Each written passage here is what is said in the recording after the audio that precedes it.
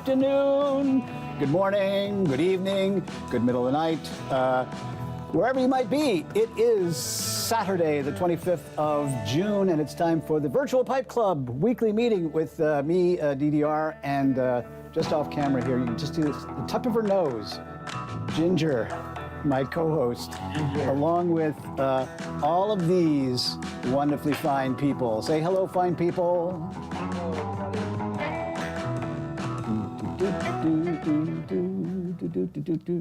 Okay, quick poll. What do you guys think about the new theme music? I like it. Yeah, I like it. Okay, I'm overwhelmed by your enthusiasm on that. Thank you so much. Hey, it's going to be a great show today. By the way, just in case you forgot, we're also streaming live out to Facebook and YouTube. And if you're watching out there on the live stream, do me a favor and say hello. Drop in a note. Tell us where you're watching from. Ginger is really insistent that she needs my attention today. And we have 8 eyeballs watching right now. So on my dashboard here, it shows me how many people are watching from the live stream. Is 8 eyeballs 4 people? And well, I don't know. See, that's the thing. It just says just has an eyeball and then a number. And I don't know whether that's pairs of eyeballs or not, because sometimes it gives me an odd number, and that disturbs me because I don't know quite what that means. So, and see, right now we have 11. We have 11 eyeballs watching. I don't know what that means. Anyway, wherever you're from, see, we have somebody watching over there on Facebook. Says hello from Pittsburgh. Good afternoon, everyone watching from New Jersey. See, that's what I'm talking about right there. It's an international and interstate crowd. What? Oh, she's chewing on my desk drawer because she knows that's where I keep the treats. Okay. Now, Avast. Anyway, I'm so glad everybody's here today. We have a very special guest today, and in honor of our guest, who I met at the Chicago Pipe Show just recently, and thought she was fabulous, and so I asked if she could be a guest on our show, and she said yes. To get the ball rolling here, I'm going to start us off with a variation of our weekly tradition, where to talk about what you're smoking and what you're smoking it in. But today, because Amu is also known as the pipe medic, she's a pipe restorer. If you've got a restored pipe or an estate that needs restoring, or something that you found that looked like trash, but then you had it restored and now it looks like gold, let's show it off. And so stick up your electronic hands and we will go around the room. And Randall, I'm going to start with you, brother. How about that? Hey, honors. Thank you very much, DDR. Hope everybody's doing fine. Let's see, what am I smoking today? This is a Brebbia. It says Linea on it. It's got a real nice kind of ring grain. Smokes great, clench is beautiful. And in it, it's a pretty bold English blend. I don't know that it has a specific name, but it was made by a Wilkie Pipe Company for another group, the Pipe Smokers of Ireland. And it's a pretty stout blend, but it really smokes good and tastes great. Let's see, who's next? Hey, John Plankett's next to me there. Thanks, Randall. Let's see. Well, today I'm actually starting off with this gnarly little Bones pipe here. Tell by the coloration on it that it's smoked a lot. Or as we all know, they smoke well. And I'm doing this Palmetto Balkan for today. Nice, smooth smoking pipe. And in terms of older pipes, many of my pipes are estate pipes that were restored. This is an old Ben Wade that was bought many years ago, restored estate. Nice smoker, and I still smoke it to this day. So that said, let me pass the virtual pipe on to our friend David Martinez. Thank you very much. What I'm gonna do today, I want to make a special occasion for this pipe that Tim Heine gave me or made for me. It's kind of like a Debbie Lance, like really pencil thin. It smokes great, and I'm smoking it with this. I don't know if you see it, 8-year-old like opening night. As I don't know if you can see it, but a lot of sugar in the tobacco. It's probably hard to see it, but well, I don't have much in this. I have more at the bottom. And speaking of state pipes, I tend to buy a lot of state pipes in the recent years, mostly in conventions, including the Columbus one happening within a month. And today I got my friend Jim, luckily he refurbishes and buys state pipes, so we don't have to send it to another state and things like that. And I got this Per Jensen or Georg Jensen. It's from 1954. And look at the grain. I mean, it's like perfect there. But then all over the way, it has the same grain. Super even. So I will probably smoke this Per Jensen since he doesn't make pipes anymore. So let's go with Dennis. Oh, good. I'm not on mute. Hi, guys. Got Chatham Manor in a old Canute's that I picked up years ago. And see, when we're saying restored, I don't think this qualifies because all I had to do was clean it out and somewhat polish the stem, and I was back to normal. The question is, what do you mean by restored? Do you mean that, man, the thing was in so bad a shape you had to refinish it, really polish the stem and totally clean the interior? I've never bought a pipe like that. About a third of my pipes, about 30 of them, are estate pipes that I've picked up over the years off of eBay. But most of the time, I don't have the guts to really work them over like some of you guys do. I cannot do that. So I usually pay a slight premium on eBay and get them that have either already been restored or are pretty close to it. So that's my method at that point. Janos, you've got your hand up. Yeah, Go for it, sir. Hello, everybody. Good morning, good afternoon. I go Cuban today. Is Spartak number 1. And then after supper, I continue. I don't know about the tobacco I choose, but I choose the pipe. Is one of my friend Ron. Is online now. Thank you, Ron, for the pipe. Nice. And continue with Ron. Show us what you smoke, Ron. Ron Smith. I'm here, not sure how to put up my band.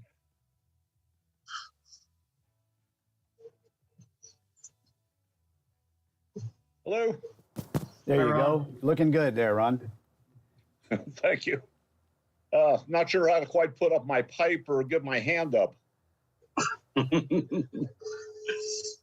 Okay. But anyways, if you can see this, it's not so much a restoration as a salvage operation. We who make them occasionally can't sell them for various reasons, like big pits or some kind of error we make in the process. So what I've got here is one that just had some unbelievable pits. It may have a very short life, but that's what I'm using today.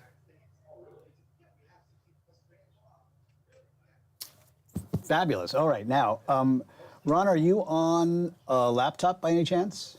Yes, sir. So if you look up at the top of your, or in your gallery screen, you'll see some other guys with their hands up, and you can just pick the next one and pass the virtual pipe. Ah, very good. Okay, I'll try to remember that. Oh, let's see. How about Patrick Grant? Perfect.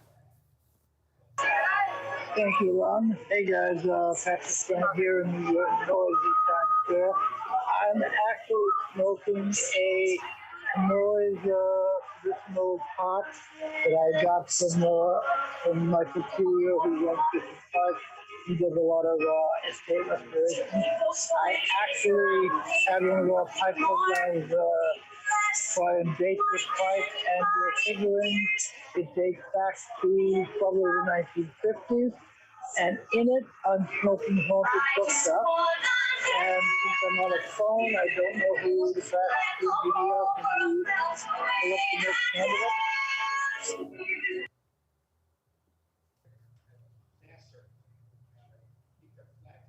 You can go with Dimitri from New York too. Good, I'll pass it on to Dimitri over there at New York. Thank you, Patrick.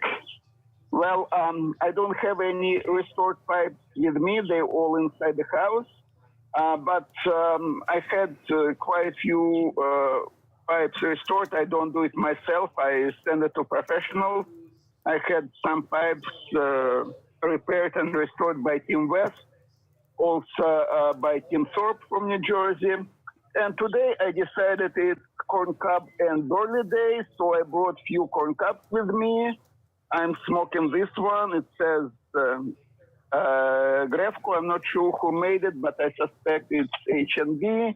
I also have a couple of old H&B pipes with me. I have these beautiful bushers and old Missouri Meerschaum with a bamboo shank. And I'm starting with a Solani burley flake. That was a gift from Steve Manjur. He gave it to me like about 4 years ago, I think. And also I brought with me some of this McClellan 5120 Virginia. I think that will be my next smoke. And let me pass the pipe to Miguel.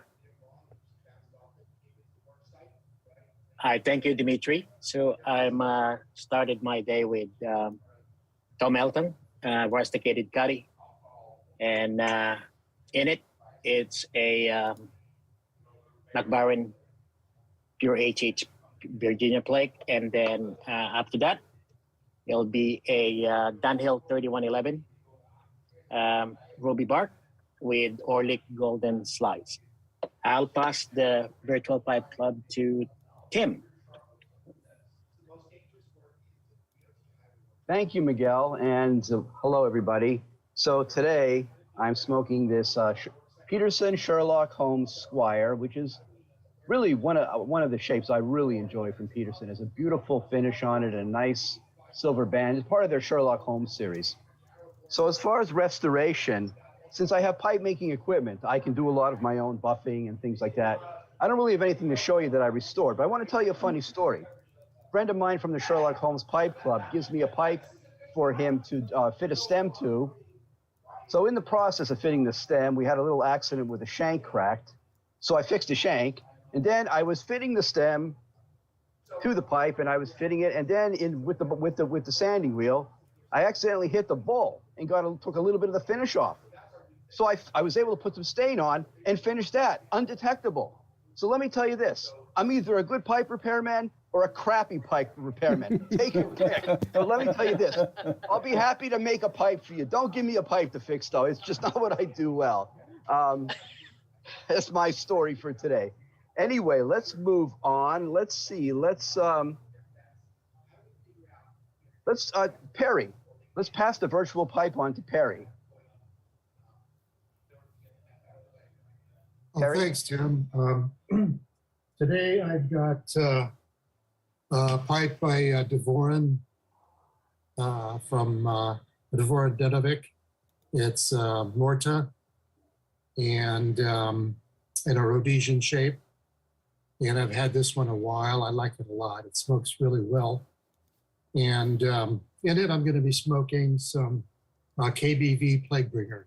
Not a great label there, but I like that mixture a lot. I like a lot of the KBV Latakia blends. With that, we'll pass it on to Kent Wheelpiper 2. Where the 2 came from, Kent? Well, when I picked my name for my email, it turns out that someone already had just wheeled Piper, so I just added a 2. Okay. I was the second one, and I try harder. So, and that's lost on anybody who's not in 50 and over generation.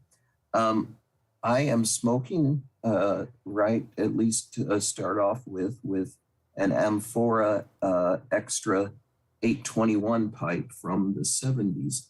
One of those ones that, with some proof of purchase and a few bucks, you can get a pipe from Amphora Tobacco Company. And I had that, one of my first pipes I ever had back in the 70s.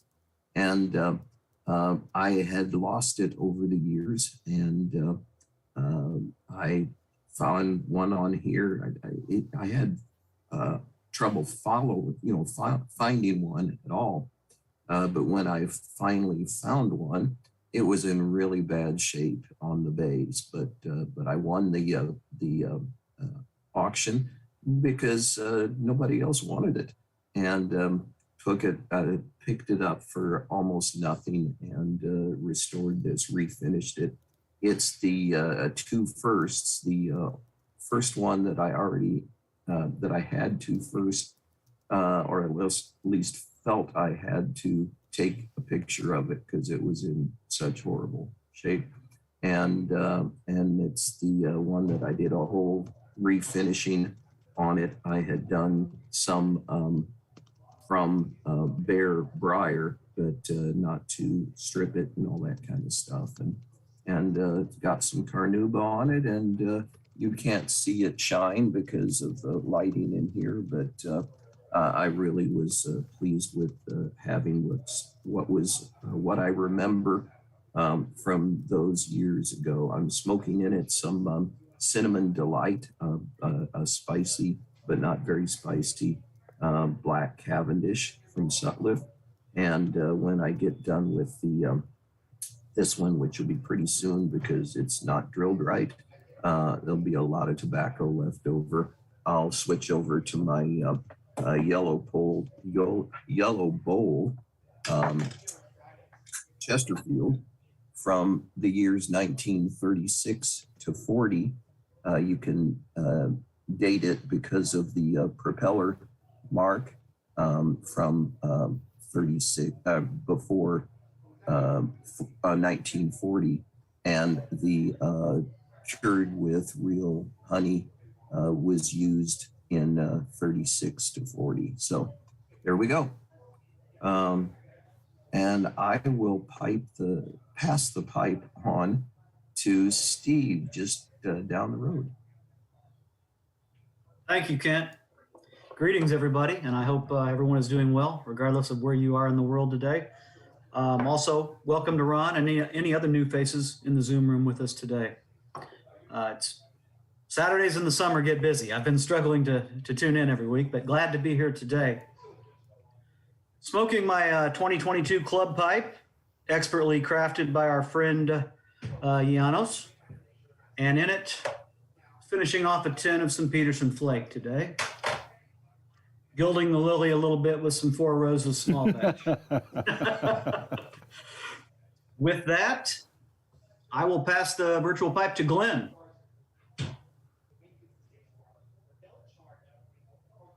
Hi, crew. Good morning to all of you.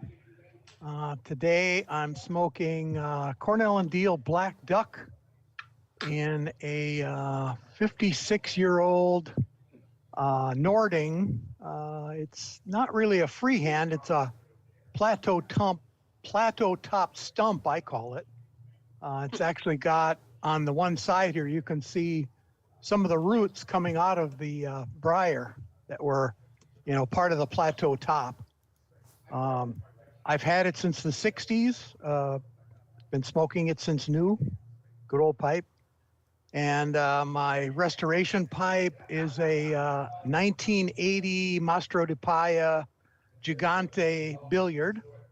I took this one all the way down to bare wood, and then restained it with a mix of mahogany and orange stain to bring out some of that grain, and it turned out very well. It's a kind of a fat little pipe, but a very nice one. And in response to Kent's display of his long pipe, here is my triplet of the same pipe. Liked them so much, I picked up 3 of them, and they're all the honey cured pipes with the well in them, and they all smoke very well.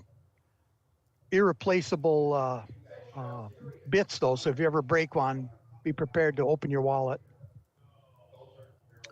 So with that, let's see, nobody in my display here. Let's see, how about, I don't see any hands on my display. I don't see any hands either, but I saw a couple of people sneak in. Let's see. There's Michael Schroeder. Michael, you want to pick up the pipe there? Thanks, DDR. How are you all?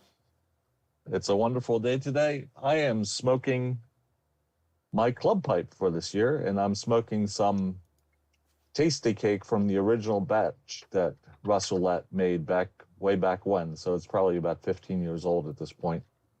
As far as restored pipes go, or estate pipes, I think that any pipes that we own and that we smoke, they are technically estates, even though it might be our own estate. So that would be way too many to go into, so I'll just leave it at that. And I don't know who else. I guess, who can we pick? Well, I'll tell you what, Michael, let me pop in here because we may only have Amu for a short time. She's doing both, giving us some time of her own to be our guest, but also she's manning the store. So maybe we should just jump right to Amu and say, what are you smoking there, my friend?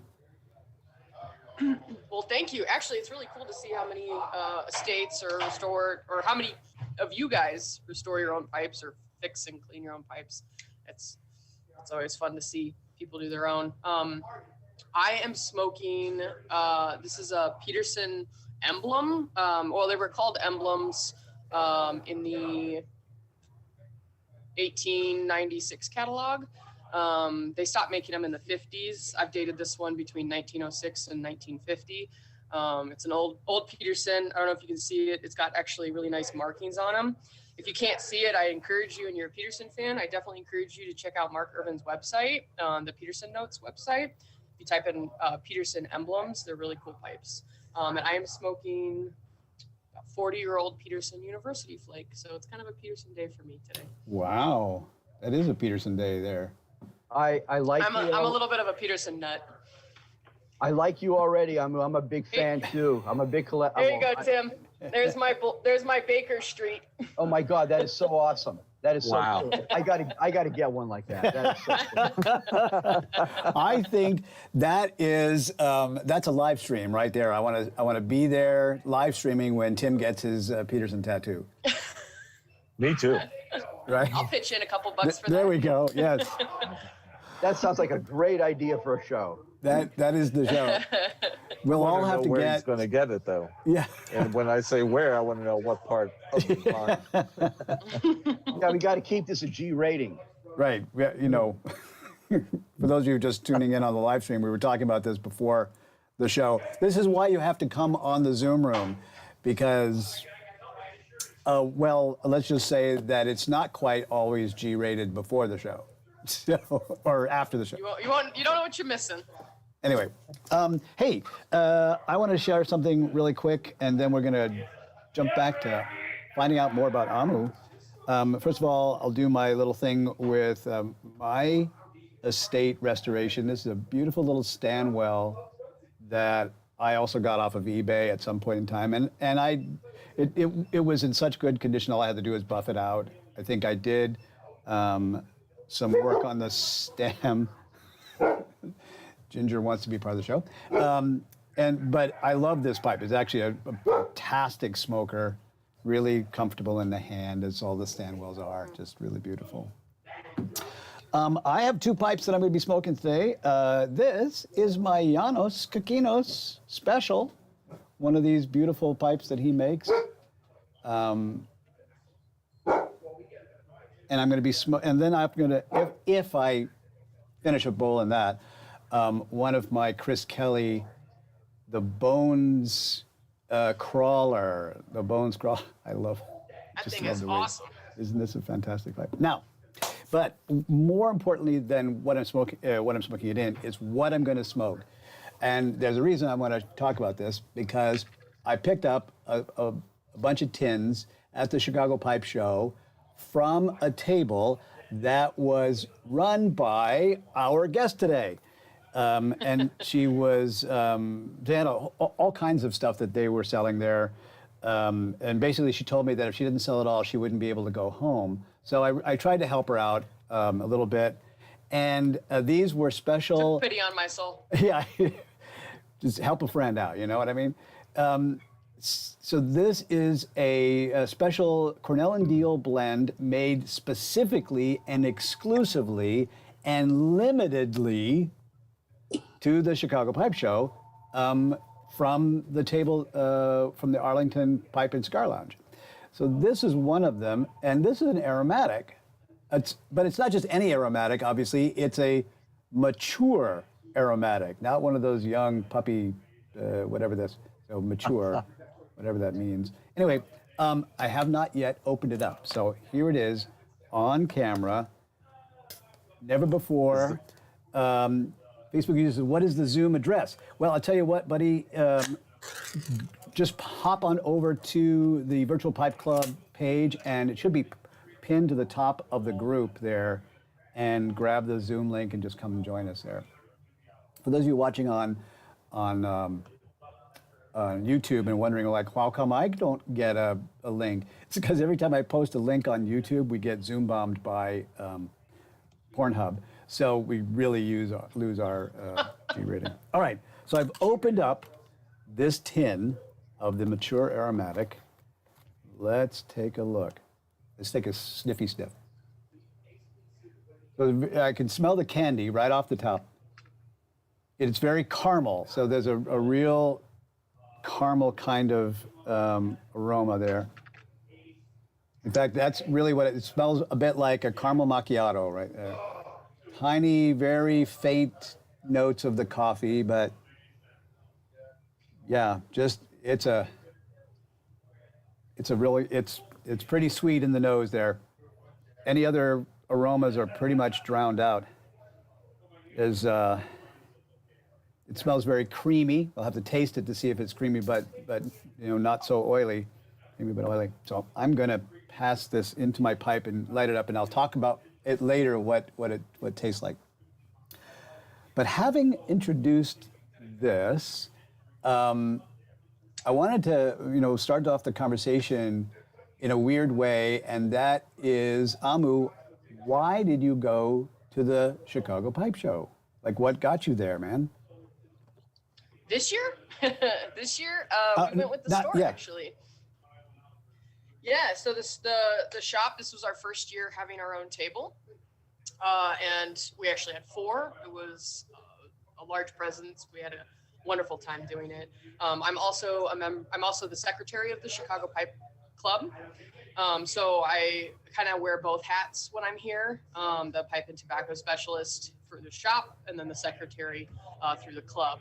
So I kind of was finding myself at that show, no matter which way I tried to dodge it. Just kidding. I love being at the show. Oh my God, what an amazing time. I actually recognize some people. I think I recognize some of you guys from going. Looks like there was a good amount of people there. So in other words, this is not your first year at the show. How many years have you gone?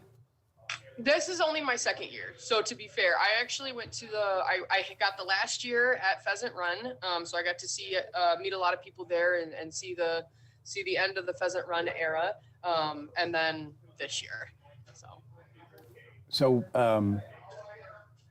in coming to the show, representing, well, if this is your first year at the, if this is the Arlington's first year at the show, to take 4 tables is pretty bold. Like, did you guys tell me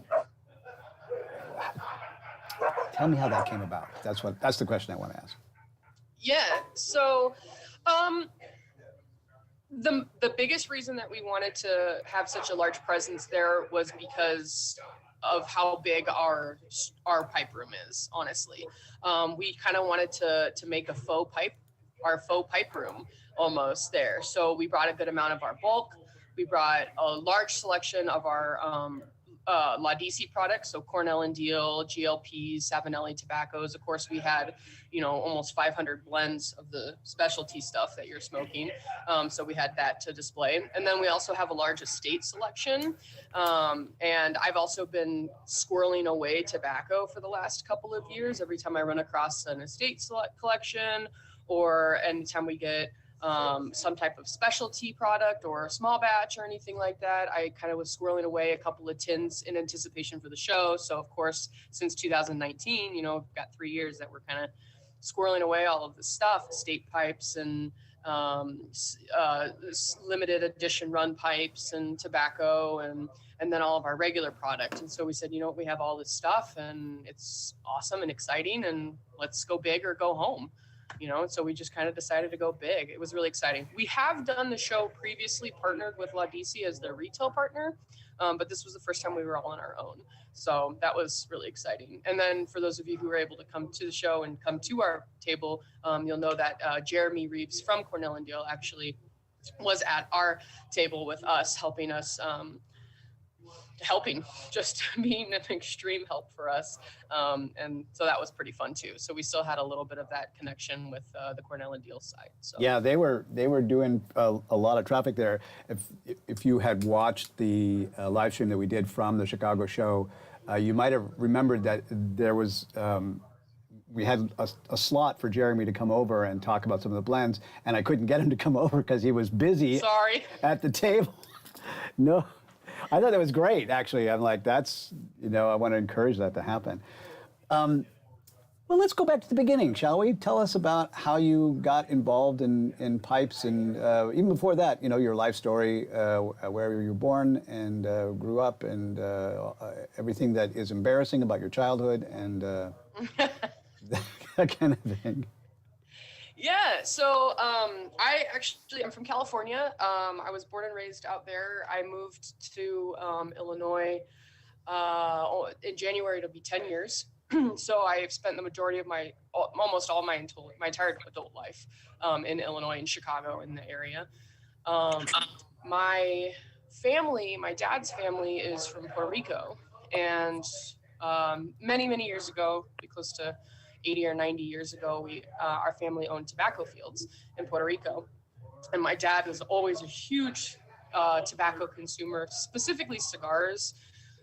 He always was smoking cigars around us, and always never really discouraged us from smoking. So I started puffing on. He used to tell stories of me, tiny little me, running around up to him, and he would feel a tug on his cigar as he was resting it, and he would look down, and I was trying to puff on it. And so I've always really been into tobacco. And on that, my first cigar I had, I was about 12, and I just the love went from there. First thing I did on my 18th birthday is I signed myself out of school and went and bought my first cigar legally. And then went and got tattooed. It was a good day. But yeah, so I've always really been a tobacco enjoyer in all varieties. I enjoy snuff. I enjoy antique cigarettes. I'm an ex-cigarette smoker, but I still enjoy really good, high-quality antique cigarettes. I obviously am a pipe smoker. I think tobacco is a wonderful crop. I love it, and I'm passionate about it, and it's just something that I kind of have always really enjoyed the taste and the smell and all of it. It's in my blood, I guess. So if you started with cigars, then how many years was it before you were introduced to pipes and started trying those out? Yeah, so I was actually just out of high school. So I was about 18. I was meeting with a friend regularly every Sunday. Him and I used to meet, and we would just hang out and we would smoke cigars because he was also a cigar smoker. He was a dear old friend of mine. And every Sunday for months we would meet and smoke cigars. And one day he pulled out a pipe and I was like, the hell is that? What are you doing? We're 17. Why are you, 18, whatever. Why are you smoking a pipe? And I went out and bought a corn cob shortly after that. Smoked it on and off for a couple of years. And then when I moved out to Chicago, I had another friend do almost the exact same thing to me. We would meet regularly for cigars and hang out. And one day he pulled out a pipe and I was like, okay, we got to figure out what this pipe thing is all about. So I went to Up Down Cigar in the city in Chicago. And I bought my first pipe. It was $75. It was an Amadeus. It's a Greek pipe. Still have it. I don't smoke it quite as much as I used to, but it's the first pipe I smoke every year. It's the first pipe that I make sure I smoke. It's a tradition I have. And I smoke a bowl of Molta Dolce in it, which is not usually a huge fan of that strong aromatics, but I like to start my year off with something as sweet as I can find in anticipation for a sweet year. So that's kind of what I do every year. But so that was the first pipe I had. I found Yvonne Reese very quickly after that, as most pipe smokers in Chicago do. And just kind of hung out there. Some of you guys will know Harry from Yvonne Reese. He owned his own lounge in the area for a while before that, but he taught me how to smoke a pipe, or helped teach me how to smoke a pipe, taught me a lot of tricks of the trade. Bought a couple more pipes from them, and then, Your story kind of goes from there. Just kind of after that,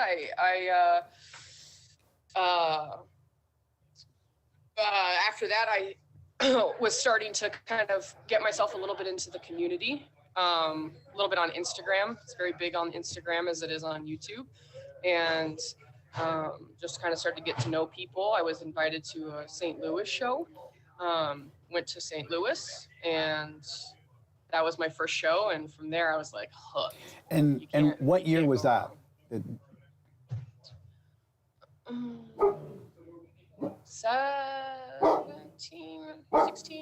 2016, 2017. This must have been. I'm just trying to get a sense of how long it's been since you were like deeply into the pipe smoking community and some of the events and whatnot. It's been about 7 years. Well, congratulations. I was not as intensely on Instagram for that long. I was smoking my pipe.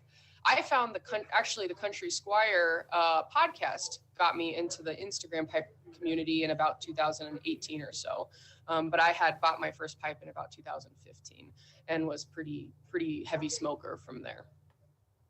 All right. Well, we're starting to get some questions from some of the people on the live stream already. So maybe this would be a good time for me to pause and open it up to questions from everybody from the group here. If you're watching over on the live stream and you got a question for Amu, just pop it into the chat there, Facebook and YouTube both. I can see them both, and I'll pass that along to her. But let's go with the Dimitri to start with. Yeah. Okay, thank you for joining us today. I want to tell that I also like all tobacco-related stuff, and in my collection have some government cigars which are for 15 rooms. And I acquired pack of German cigars before 1976, know exactly how old, but they just is 400 Broadway, and they're from 1930 till 1976, so definitely 1976. I tried to smoke one pack, and to surprise, they tasted amazingly. That's you get, you just in high quality real tobacco with any additive.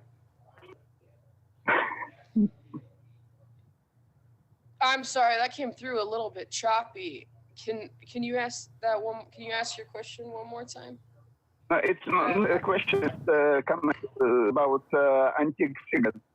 I have some Nat Sherman, Nat Sherman cigarettes 60 years old, and they look amazingly well. I think I heard you say that they smoke amazing, the antique cigarettes. Yeah. After had chat, a friend of mine go at Backlash store and gave me 7 years old player cigarette. It was delicious. Oh yeah. Oh yeah. There's been a couple that I found at shows where I'm just blown away. I always look for them at antique stores, shows. We have an antique mall right down the street. There's some really awesome ones that you can find. I wanted to share a quick story. You brought up Nat Sherman and Nat Sherman cigarettes. So back in the 80s, I was living in San Francisco studying martial arts there, and my teacher was from China. And at that point in time, I didn't smoke. I didn't smoke anything, cigarettes or pipes or cigars or anything like that. But my teacher did. And he asked me to go buy him some cigarettes, right? So, because I would do his grocery shopping for him and all that kind of stuff. And so I went out and I thought I'm going to get some really nice cigarettes for my teacher, something really special. So I bought him a pack of Nat Shermans. Right? And I brought him these Nat Shermans, the beautiful presentation box, and smelled so nice and everything. So I gave them to him, and like a week later, I asked him how the cigarettes were, and he says, "Could you get me something like unfiltered?" Because he'd been smoking this, like in China, basically rope, and so he didn't want anything so fancy. It was too much for him. So that's my short story about Nat Sherman. I see Tim's got his hand up there. Amu, I might have missed this, but what is the name of your store, and do you have a website? Yeah. The name of the store is Arlington Pipe and Cigar Lounge, and we do have a website. It's arlingtoncigar.com. You can check it out. We actually, our website's very young. We just got it up and running about almost a year ago, in end of July, early August of last year. So it's a young website, but we're really excited about it. We put a lot of love into it, a lot of work into it, and tried to mirror the pipe room as much as possible. So far it's been pretty good. Yeah, that's awesome. So you have the estate pipes listed on the website? I don't think I have any estates on the website right now. Right now, all of our estates are in person. That is something that we are hoping to do as we get more lots in and more options. We did sell a couple at the show. We did a big every month in the pipe room. We try to do some type of promotion, and we had a big promotion. I think it was in November or December of estate pipes. And so we sold out a lot of our estate pipes there. So I don't have a ton of stock right now, but we are going to eventually put them on the website. Yeah. I like that you're a big Peterson fan. And since you are, I want to show you this. This is my 1910 Peterson patent house pipe, which that's a nice pipe. Yeah. And when I bought it with the silver band. There was a crack in it, and I knew it from the beginning before buying it. And so I had to give it to an antique silver repairman to do a repair. That cost almost as much as the pipe, but I love this pipe. It is a killer smoker, and it is just so much fun to have a piece of history. Now, the hardcore Peterson collector guys, they probably have like 30 of these, right? But I've got like one, and I'm like really, really happy with it. So I'm always in search of things. I think this summer I'm going to be spending some of my time like browsing around antique shops and stuff. You never know when you're going to run into something. But let me ask, besides the Peterson brand, are there other pipes you enjoy? Yeah, I'm just really, as far as Briar goes, to be completely honest, I don't have a ton of artisan pipes. I do have a couple of really nice artisan pipes, but I do focus a lot of my energy towards collecting antique Petersons. I have some I'm also a big Meerschaum fan. I love smoking out of Meerschaum. I've got a nice old Ben Wade meerschaum. It's a straight Dublin. It's beautiful for a freehand. Oh yeah, it's awesome. It's old.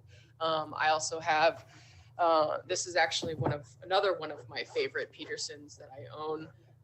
It's a Baker Street meerschaum. It's just something you just don't see very often, you know, and just in great condition. And so I'm mostly, you'll find me with a Peterson in my mouth. I usually, or some type of, I just call them my beater pipes. I like having no name pipes that I can smoke around the shop and not have to worry about, you know, damage while I'm smoking at work. So I'm not a very finicky smoker. I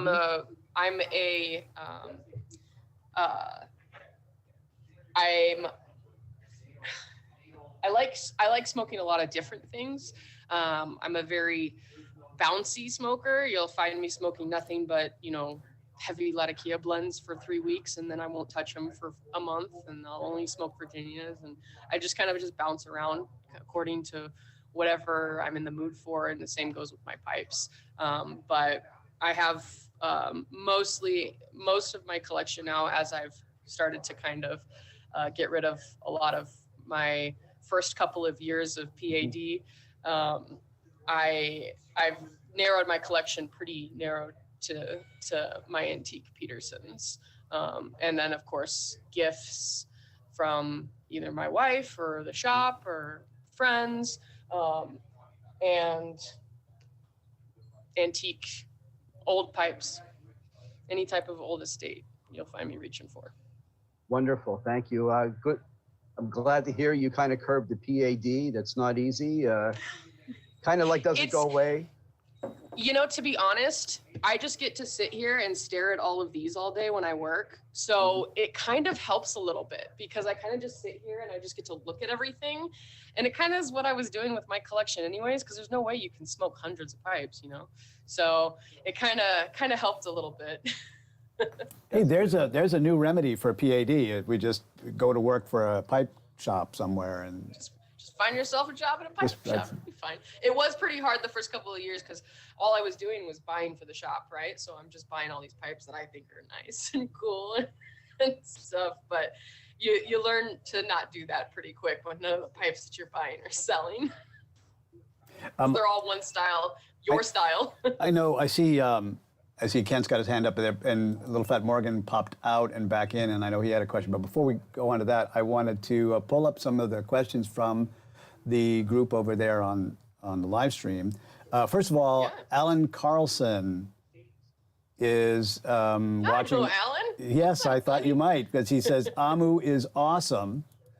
And he's so sweet. You've got a couple of other fans that have popped. I know you have lots of fans. In fact, when we made the post on Facebook to alert everybody who our guest was today, we got a lot of people saying, "I love Amu. It's so awesome that she's here. Got a great opportunity." So you've got a good fan club. I'm out honored. there. I'm humbled.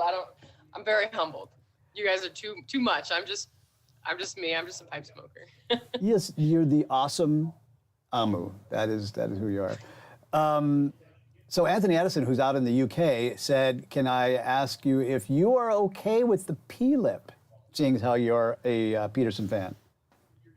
You know, I'm not one way or the other towards them. I actually do have a lot of people who ask me if I prefer P or fishtail. I like both. I don't necessarily find a huge, in my personal smoking experience of Petersons, I don't find a huge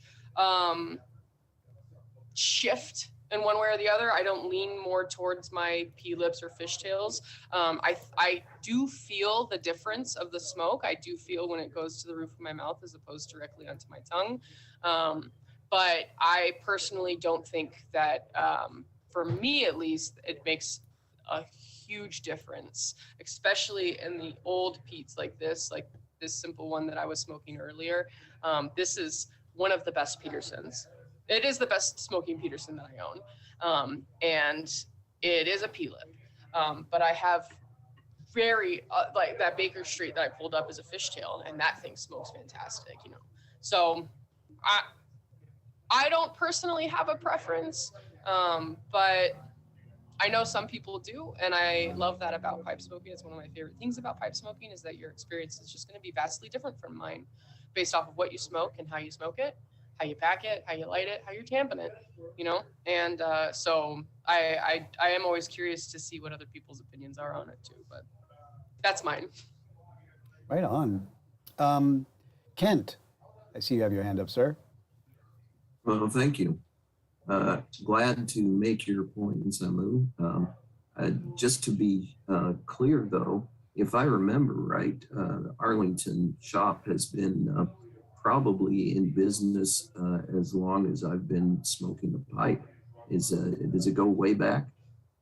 1976 is when the shop, actually a little bit before that. It was before it was Arlington Pipe and Cigar Lounge. It was, you know, I can't remember the name of it, but it was kind of like a little tobacco newspaper stand in Arlington Heights. But yeah, you're correct. It's been in Arlington. It's been a staple in Arlington for many years. We moved to this location just over 30 years ago, and then the current owner bought it about 6 years ago. So yeah, you're not wrong. Yeah, well, I thought I remembered that. I'm only about 3 hours south, and so I'll fill out an application and I'll get my PAD. What's a commute? You know, a 7-hour commute. You know, what's the problem? I don't think there's anything wrong with that. There's probably some trains out there that'll take you here, no problem. That's right. That's right. Okay. All right. Good to talk to you. One other question from the group out there, from the live stream group. Xavier and Cosette. I don't know which one is asking, though, if it's Xavier or Cosette. Wants to know, what Samuel Gawith tobaccos do you have left? Ooh, that's a great question. We have some Navy Flake. We've got some Chocolate Flake, some Sam's Flake. I've got a little bit of Squadron Leader, Perfection, and some Lakeland Dark. That's, I'm sorry. And we also have the 250-gram boxes of Fire Dance. That's what we have left. Now, the trick on that, though, and it's something that I actually pride myself on, we pride ourselves on here at the store, is that we don't ship any Gawith. We actually don't ship almost any specialty items. So when Esoterica drops, when Kohlhaas and Kopp drops, so, you know, Rattrays, Robert McConnell, Freiberg and Trayer, well, not Robert McConnell or Freiberg and Trayer, but a lot of the Rattrays, the harder to find Rattrays, any small batch stuff or limited edition stuff, like when Sun Bear drops from Cornell and Deal, or if they have a small batch, we don't ship any of that. In fact, we like to leave it for our customers, for our walk-in patrons, as a thank you for not buying online and for supporting our brick and mortars instead. So because they didn't buy online, we didn't sell it online. So we actually don't ship Gawith. But if you're ever in our neck of the woods, you're more than welcome to come in and grab some tins off the shelf. There you go. Awesome. Little Fat Morgan, I see, got your hand up there. How are you today, brother? Doing pretty good. My phone died. What was the name of your website again? ArlingtonCigar.com. Arlington. Okay, thank you. You're welcome. Thank you. And one other question from the group out there, of those tobaccos that you do ship, if they buy online from you, will you ship to the state of Maine? Yes, I don't believe that's on our list. I think Utah, South Dakota, Maryland, Washington, I think those are on our no ship list. Illinois, actually, we don't ship to Illinois online. You have to call the store to get your tobacco. But those are, yeah, I think Maine is okay. Well, there you go. I just recently moved to Washington. So we've been having this conversation on the chat out there about me moving to Washington. And I said, because I want to broadcast this just in case I get any of their help there. I am looking for a good smuggler in case anybody knows one. Miguel and I are probably the closest. Yeah. Yeah. I'll hook you up. Can you hook me up there, brother? I appreciate it. No problem. Super. Well, I have some other questions to ask Amu. And I have several different themes there, so I'm trying to figure out which one I want to go to. Let's talk about you as a blender. So you're also you also make some blends there in the store that are your store proprietary blends. Yeah, that's new for us.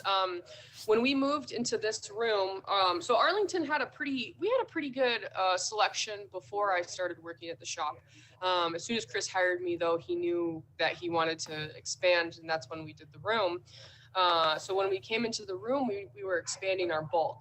And one of the questions became, do we want anything with our own name on it? And it kind of was a pretty resounding yes. So we kind of just started deciding what we wanted. I had been playing with some stuff in my own personal cellar. I was developing a friendship with Jeremy from Cornell and Deal. So I had a little bit of guidance, and actually a lot of guidance and help from him. And then just playing around, knowing the tobacco. I took a blending seminar in 2019 with Per George Jensen at the show, which by no means, is a, it's not an associate's or so, in blending, but it was a good introduction into learning about the blends. So from there, I started smoking tobaccos by themselves. I started learning how to enjoy, I don't know if enjoy is the right word, but learning to appreciate and understand Perique when you smoke it by itself, and Latakia when you smoke it by itself, and Orientals, different types of Orientals, and the different Virginias and the different Burleys. And so you start to kind of understand all these tobaccos and then just get creative. So right now we do 5 blends in store. 4 of them are aromatics. 1 of them is burley based. The only one that's technically not my personal recipe is our Hobbit's weed. We actually have the good old days of Hobbit's weed. We try to bring it back for people who like it. We do offer that online. We also have our mocha, which is a dark chocolate espresso. We also have, Hobbit's weed, mocha. I've got our sweet English, trying to kind of bridge people over to, give this English smokers a sweet tooth solution, and also bridge our aromatic smokers into the English world if they want. So we have a sweet English, and then we have our 2 smokes. The 2 smokes is our burley based. That one is, I designed that one off of a Hayward mixture, which was pictured. There's a picture of Bing Crosby, who is I'm a huge fan of Bing Crosby, of his music, of his pipe smoking. And he has a picture somewhere around with a tin of Hayward in the background. So I went ahead and made a mixture as close as I could to Hayward, and called it 2 smokes. He's got a song called 2 Cigarettes in the Night, and I changed it up a little bit, so we call it 2 smokes. That's our burley based, and then with just a touch of Latakia and a little bit of Red Virginia and 3 different types of burleys. It's heavy. It's got a little nicotine behind it, but it's tasty. And then the last one we did is the most recent, and as wild as it sounds, it is one of my proudest blends. It's called Grasshopper. Not sure if anybody's familiar with the cocktail or the dessert Grasshopper. It is a chocolate mint. It is really unique. You really got to be an aromatic smoker to enjoy it, because that mint, it's not overpowering. It took me a couple of months to really get that mint down. I smoked nothing but mint in meerschaum and corn cobs for a long time just to figure out how to get this stuff in there without being too overpowering. But we got it really balanced with a nice chocolate, and I'm just really proud of that blend. In fact, Missouri Meerschaum has officially purchased some to sell in their retail stores, so they are now selling my blend in their retail Congrats store, on which that. I'm really proud of. Thank you. I'm really proud of it. It took me a long time. I got a lot of help from Jeremy on that one. I called him up, pulling my hair out, saying, what the hell do I do with this frickin' mint? I just felt really determined about it. I felt good about it. We brought it in the store a couple of years ago. I smoked it and was playing with it, and I couldn't figure it out. So I told my boss, I said, you know what, screw it. I don't want to deal with it. It's going to contaminate and make the whole place smell like mint. Let's just forget about it. Let's move on. And then we were looking to expand last year, and it was just nagging me. And so I said, you know what, let's bring the mint back. Let's do something with it. I'll call Jeremy. I'll call a couple people. I'll play with it a little bit. So we do some I got to take it home to do some baking, but it's a hell of a blend. It's fun. It's just it's fun sweet tooth, And those are the 5 that we do here in the store. For your in-store customers, how has that been popularity-wise?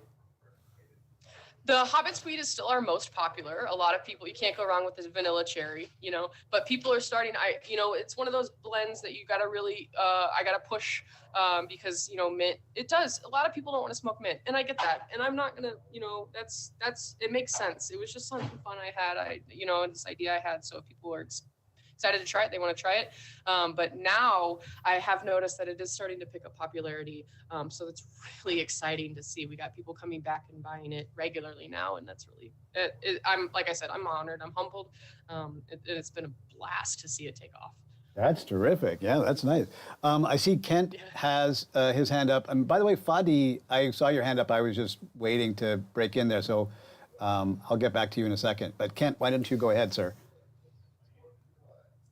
Well, thank you. I hate to,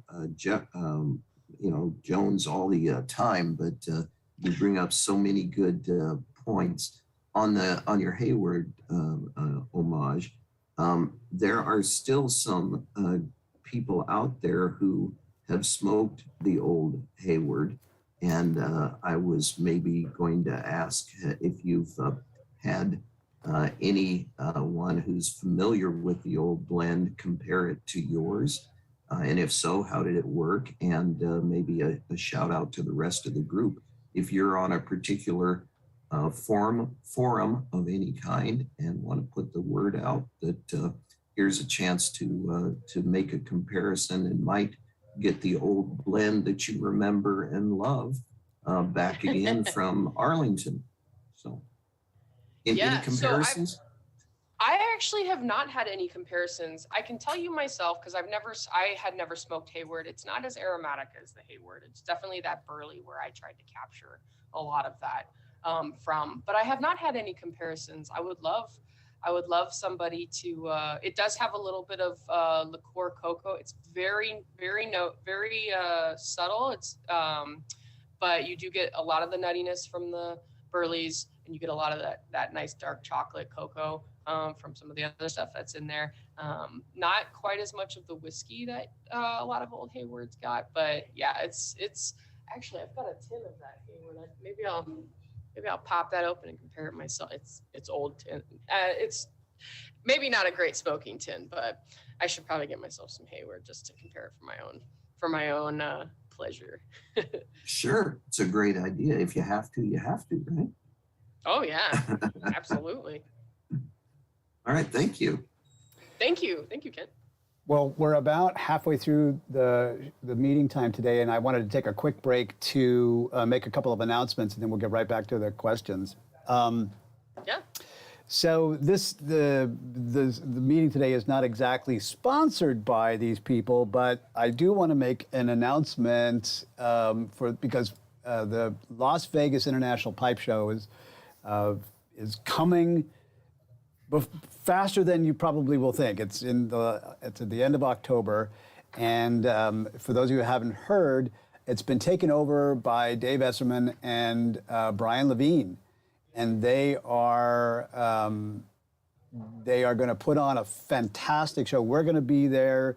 We're also going to have a special suite for people to come by, and we're going to do a cigar night. We're going to do a bourbon tasting one night. So, hope that you guys will come by the suite and visit us there. Tickets have just gone on sale. And I want to encourage everybody to go buy a ticket, early, because if you are one of the early ones, and I'm not running the show, so I don't know what the cutoff date is yet, but it's going to be before, too long. The ticket prices are $40, and it includes a lot of the giveaways that that Brian and Dave are giving away, plus a raffle ticket for a multi-pipe set. I'd say multi-pipe because at first I thought it was 7-day, but it might only be a 4-pipe set from the Four Horsemen, which is Chris Kelly and all of his buddies up there in the UK. And so it is a beautiful custom, and the theme of this particular set are sitting pipes. And so it's over 1,000 pounds sterling, but you'll be able to buy a ticket. You'll be able to have a raffle ticket as part of your ticket price to the Las Vegas International Pipe Show. So we'll put up the website for that. Dave Peterson, sorry, I don't know what I said. Dave Peterson and Brian Levine. And please go and buy a ticket because I want to see a bunch of people there. What else can I say? Oh, guests coming up, by the way. We are going to have a virtual tour of the Missouri Meerschaum factory. That'll be after I get back from my trip happening in August. But in 2 weeks, please make a note of this. Mark your calendars right now. Not next weekend, but the weekend after, our really lovely, beautiful, great friend of all, Tom Eltang, will be our guest once again on the Virtual Pipe Club. So mark your calendars for that as well. I'll come back and make these announcements one more time just before we finish up today. But I wanted to make sure that before people ran off, that you had those announcements. Dimitri's got his hand up there, brother. Why don't you take it away? Yeah, I just have to share my experience in tobacco. December went to Baccalarex, New York, and they told me, "Oh, Dmitry, we just got a new tobacco for Christmas, and it's peppermint flavored, and it's horrible. We don't know what to do." I tried it. I think it was worst tobacco I ever smoked. It didn't taste like tobacco at all. It was like smoking candy cane. So I told them, mix it with some Virginia and unflavored black Cavendish. Before that, I tried to mix it with different aromatic and something, and it didn't work. So they mixed with one of the house blends, which is Virginia and unflavored black Cavendish, about 75% of and 25% of tobacco. I still don't like it because I don't like aromatic, but it was smokable, and it actually tobacco. And those who like aromatic, they actually enjoyed it. Awesome. Yeah, that mint it's tricky. It really is tricky, man. And I'll tell you, smoking the mint tobacco by itself before I was able to figure out what I needed to do to get it to actually work, it's a lot. It's like smoking, peppermint butthole. It's just so in your face. It's so, hopefully that was G-rated enough for everybody. But well, I'm just wondering where we can pick up that blend. So if anybody's got an old tin of peppermint butthole, let us know. So please send me some. I'd love to do a review on it. I see another hand went up there and then it went away. All it said was Facebook user. So I don't know what that means. Zoom user. So come back.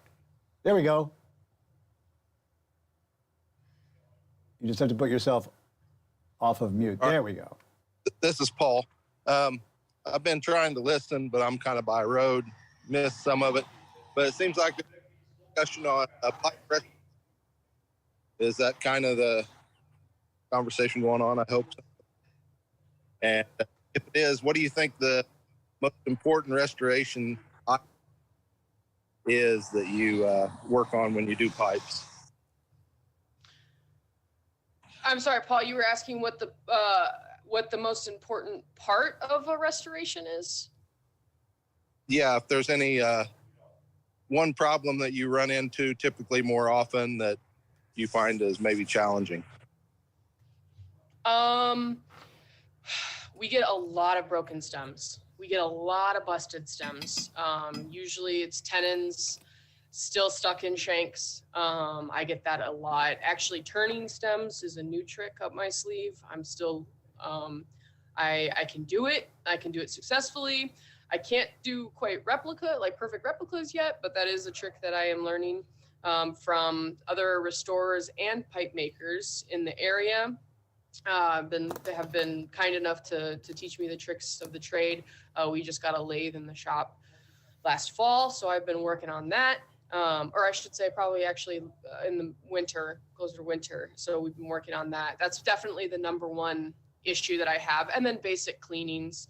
I just get a lot of cleaning, which is fun. I like doing it. It's, fun to just turn some music on and zone out and do some basic cleanings. But I would say the stems are probably they're some of my most finicky work, but some of the work that I'm the most proud of when you can really sit down and get that thing looking like it just came out of a factory. It's fun. It's a cool experience to see some of these stems come back to life. But damn, there's so many different ways to fix a stem, to clean a stem, that it just kind of, sometimes you look at things and you're just like, man, there's so much. which way do I take? Which path do I take? So it makes it fun. It does. I used to do everything by hand too, all micro mesh pads, everything just real detail oriented. And so that made it a lot of extra work too. But yeah, broken tenons is hands down number one. Hey, I wanted to give an update to segue into my next question. For those of you who are watching since the beginning, I cracked open for the first time a tin Chicago Pipe Show by Cornell and Deal, and I deliberately cracked open this aromatic because I don't smoke aromatics, except for one, which is kind of an aromatic that I smoke, and this is very reminiscent of that, and that's Nutty Irishman. So yes. That is so, and it was funny that you were. I'm sorry, DDR. I don't mean to interrupt. Yeah, go ahead. I wanted to guide your correctness though, because actually, I got hazelnut and caramel and cream and stuff when I smelled it first too. But it is an Irish liqueur that's on there, so I was curious if it would come through for you. So oh yeah, awesome. It's got a very pleasant room note. So like that's one of the things that recommends aromatics when people. The sweetness is more subtle when you're actually smoking it than it smells in the tin. But definitely it's got that sort of Irish coffee kind of taste to it. I think a little bit more subtle than Nutty Irishman is actually, but that's just my tongue, to taste it. So if you like Nutty Irishman, this could be a good match for that. But I wanted to use that to segue into this question, which is, although these were made exclusively for the Chicago Pipe Show, you have some left over, don't you? Yeah, so we were the exclusive retailer for them, which is really exciting. That was very kind of them to, promote us like that and to encourage our business like that. So we, there was 4 blends that were made. There was the aromatic, the Virginia Perique, and the English. So a little bit of something for everybody. Neglected my favorite though. I'm a burley smoker, so, but that's all right. I forgive them for that. But yeah, so we actually have some left. Yeah, we did have a couple left from the show. We do have them available on the website. We kind of steered a little bit from our no selling specialty items on the website for a couple of reasons. One, because it has the Chicago name on it, and we believe in the show. We are the Arlington. Our lounge is the home base for the pipe collectors, for the Chicago Pipe Collectors Club. So in promotion of the club and of the show, we wanted to put them on the website, and of course sheer quantity, because we did have a chunk of them left. So we do have some available on the website. The Virginia is not, I don't mean to send people in a panic, but the Virginia, we've only got a couple of left of, but the other ones we do have a pretty good stock of. So if you're interested in trying them, yeah, head over to arlingtoncigar.com for sure. Pack them up. We'll get them sent out to you. Yeah, I would say I haven't cracked open any of the other tins, but if they are anything like the quality of, and of course it comes from Jeremy, so good stuff, and yeah, and you won't be able to find these anywhere else except for Arlington. They're done. Once they're done, that's it. That's it. You know what I would really love, if you wouldn't mind, is for us to get a virtual tour. If you could maybe walk around and take your time so we can see all of the displays and whatnot. I think everybody'd love to see that. Yeah, so when you first walk into our store, this is kind of the entrance. So you first walk in, and this is kind of our little hole in the wall. You can kind of see where pipe is. We tend to have some type of display here of whatever we decide in the moment. The first thing that you see is our tins. So there are, the last count that I had was 367. That's one for every day of the year, including a leap year, and one extra. So we have a lot of tins on the wall. They range, I mean, a little bit of everything. Yeah, so we've got, of course, we've got Cornell and Deal. We've got Seattle Pipe Club. We've got Galwith. We've got McBaron, all of the staples, Sutliff, everything, all those, classic staples. And then we tried to go a little bit less likely to find at a brick and mortar. So we have like Solani, Robert Lewis. We have Dan Tobacco, Brebbia Tobacco. We carry Wessex, all the Peterson, not all of them, most of the Petersons. We have Hearth and Home, Rattrays, Ashton, Sillams, John Cotton. I mean, just Savinelli, Freiberg and Trayer, Colt, you name it. So that was one of the things that we were really excited about, is the way that the wall turned out. As you can see, it's a fairly healthy selection. And then down here, this is something that we were also really excited about doing. These are our smeller jars. What these are a bridge. We don't sell these. These are just for our customers who coming into the store. You see something, let's say, like I want to try, the John Cotton Latakia, but I'm not 100% sure I'll like it. So you just come down here, you find its matching smeller jar. You can pop it open. You can see and smell it before you buy it. So it makes purchasing for customers a little bit easier, so that you can kind of see, yes, I want to try this. No, I don't want to try this. So this was one of our more clever ideas, in my opinion. So we have a tin of almost everything on the wall opened. It also gives me an opportunity to smoke through the wall and to try things that I've never had. I tried doing it. It was a lot. I didn't quite finish, but I do smoke regularly from that selection, just so I know what we're selling and I know what we have. And then of course, I try to smoke everything so that if there's anything that's not good in there, I can get it off the wall so you guys don't have to smoke it. So this is our tobacco selection, our tinned tobacco selection.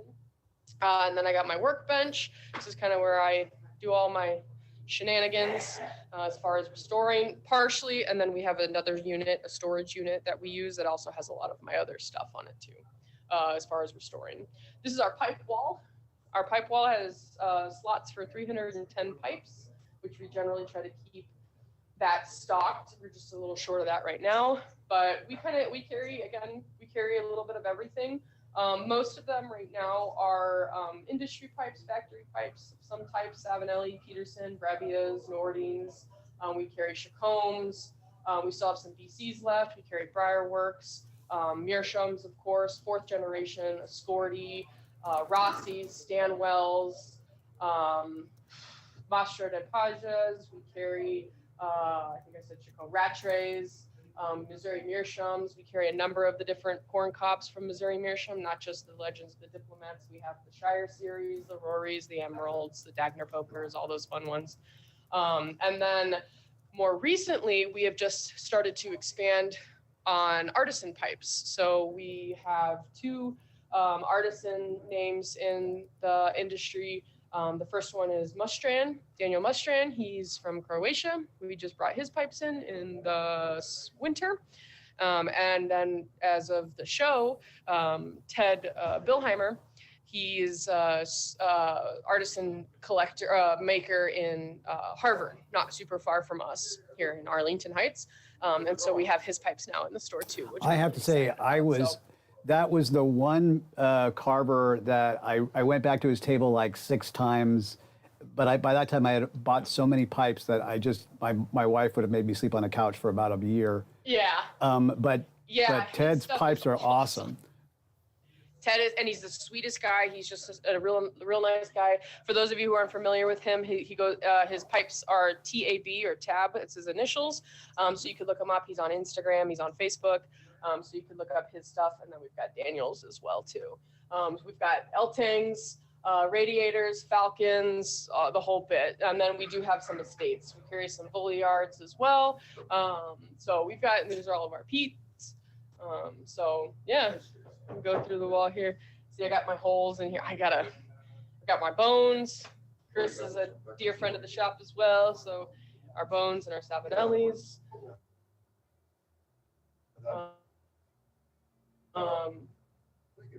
Yeah, I got our Nordings. This is our basket pipe wall, or our price affordable wall, with some of our meerschaums and stuff like that. So yeah, got quite the view here. And then on the opposite side, these are all of our accessories and our bulk. There's Brad. Say hi, Brad. Brad works in the shop with us. He's one of my my fellow pipe guys. So he always, I'm corrupting him. Actually, I'm just living, I lied about my PAD being solved. I just live it now vicariously through him. I just tell him to buy all the pipes that I want. So yeah, when he started here, would you have one corn cob? Now he's got like 13 pipes. Whoops. So, all right. So here we've got all of our accessories. We try to carry all of, different lighters, everything obviously soft flame, different types of leather goods from all different types of companies, 4th Gen, Chacombe, Castleford, Peterson, all of those different types of accessories. And then here's our pipe. We've got 56, I think, 54, 56 different bulks. I've got them separated as our arrows. Those are our non-arrows. First 2 rows are English family. Second 2 rows are just traditional non-arrows. So you got your burleys and your Virginias, stuff like that. We carry also, one of my goals was to introduce people to new cuts of blends, because most people who come to brick and mortars only smoke ribbons. So I shouldn't phrase it like that. Most of our clientele was very familiar with ribbons and unfamiliar with different cuts. So we brought in shag cuts, coins, flakes, crumble cakes. I carry the rum twist and whiskey twist from Galwith as well. So we kind of just tried to bring, I've also got vanilla roll cakes. I've got, coins. So just try to have a little bit of variety to get people, we wanted to get pipe smokers more acclimated into just different cuts and learning a little bit about different styles of tobacco. And then in the middle of the room, we usually have some type of promo or deal. This is where we put, like I said, once a month, we try to have some type of a promotion for pipes and tobacco, or just one or the other. This month, all of our pre-packaged bulk that we took to the show is on sale. It's 15% off. So you'll see usually some type of table here when we get Sun Bear or Christmas pipes, or Ted's pipes will go there at the end of the month when they're off of there. So we just kind of use it as a display room, but there you go. Wow. I don't know about you guys, but that's one of the most well-organized pipe displays and tobacco displays I've ever seen. That's just fantastic. I'd like to compliment you on those little jars that you can smell, the tins. That is really clever. Thank you. Very Thank you. clever. It actually started off because I noticed that when I first started here, of the 100 blends that we carried, I had an open jar of maybe, 40 of them at home. And I told my boss, I said, do you want me to bring my jar, and I'll just put a little thing that says smell me on it. I'll throw it there, see if we can't get some more. Or I would, we'd get a small batch in and I'd open a thing up and I'd be constantly reaching under the table to let people smell it. So instead I just left it on there. So then we got this idea of, well, why don't we do this for everything? People love being able to smell it. It makes sense as a consumer. It just makes sense. So we printed off the labels. So the labels are, they match the actual tins. And yeah, I go through a couple times a year and clean the jars, replace the tobacco, check for mold, all that kind of stuff. And yeah, I actually just did one. It took me about 6 hours before the pipe show. I just did it the week before the pipe show to replace all of the jars. So yeah, it's thank you. I appreciate the compliment. It was one of our, in my opinion, if I can boast a little bit, I think it was also one of our smarter decisions in the room. So thank you for that, Tim. Very cool. Gentlemen, let's go ahead and open up to some questions about the showroom. A couple, Dave. DDR, I have one. First of all, mention the same thing Tim said. How organized and clean your place is. That's amazing. because many other places where you go is like, no, they don't know anything. Another good thing to compliment you is you know about what you sell, so you can like guide people on what to buy based on things that they have done before. Sometimes you go to other brick and mortar stores and they say, yeah, this one tastes like strawberries, taste it. It's like, so you don't smoke, right? So I appreciate having somebody like you guiding people. But one of the things I love about you trying, for example, here in Kentucky, unfortunately, by law, you cannot have anything open. So I don't know if probably in Chicago you can. That's one thing I recommended the lady at our shop, but in Kentucky, you are not allowed to do that. So you guys are lucky that at least in Illinois, it's still available and the police doesn't show up and close or give you a ticket for those things. So keep doing that because I did not know that. it was amazing. So congrats on that. Well done. Thank you. Thank you. They make fun of me a lot because I'm not that mean about it, but they'll come in my room and I'll say, what are you doing in my room? You know, just the employees, never any of the customers. Say, what are you doing in my room? You get that box for that? Can you make sure? But they're always like, stay out of Amu's pipe room. One of the questions I have for you based on the previous topic about your blends, because I blend myself and I have so much fun, but of course, once you have the final one, you probably have to have 5 to 10 different options when you try different proportions and you waste a lot of tobacco until one comes. So I'm interested in Orientals. What kind of Orientals do you use? And if you have blends either for yourself or that you are planning on bringing with Orientals, please? That's a wonderful question. So we don't have any blends with Orientals. We are not gonna do any more expanding for a little while. So I probably won't be playing around with any Orientals anytime soon on my own. On a more personal note, I really like Casturi. I love Orientals. I like the tangy, the vinegar, the sweet. They're just so there's so much variety in Orientals. If I'm gonna smoke in the English family, I usually tend to lean towards American or Balkan blends because I do like a little less Latakia and a little bit more of the subtleties of the Burleys and the Virginias and the Orientals. So I'm a big Greek Oriental fan. That's something that we would like to play with. We have some Izmar Turkish here as well that I like to play with as well, but it's not anything that we have officially yet. So, and thank you, of course, for the compliments. I appreciate it. It means a lot to us. No, you did it great. Like, I like to do a lot of Macedonian, Janish, Drama, and Bashma the most, and I tend to smoke them on their own, and then sometimes adding pinches of Burley or Darkfire or even Perique by itself. I make a blend with just some Macedonian and Bashma combined with Perique. So if you like to try these things, maybe we can talk outside someday and about the Oriental You can mixes. always reach out to me. I'll always smoke any Orientals you want to reach out to me. I love, and you know what? I think that's wonderful. I think Basma's another one that I don't know. I started appreciating Orientals actually when I first started smoking antique cigarettes. Because I actually have an open pack of Egyptian cigarettes right now that are from the 20s, and they are just delightful. The Orientals in them are just out of this world. Maybe we can work out a trade. There we go. We can do that. I have plenty of blends and I have some Periques. Like I'm good friends with Mark Ryan, and I have one in particular he sent me that it's like just Perique with Caturini, and I've been smoking it by itself.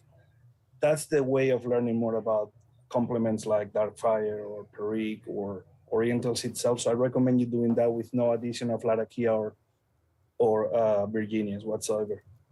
Absolutely. I think that's a fantastic recommendation. I see Fadi's got his hand up. Fadi finally came back there. Thank you. On Thank you, FadiNetworkTelevision.com there. I just have a question about blending.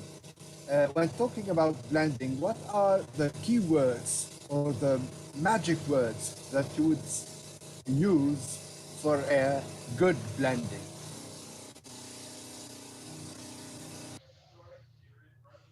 Ooh, that's a wonderful question.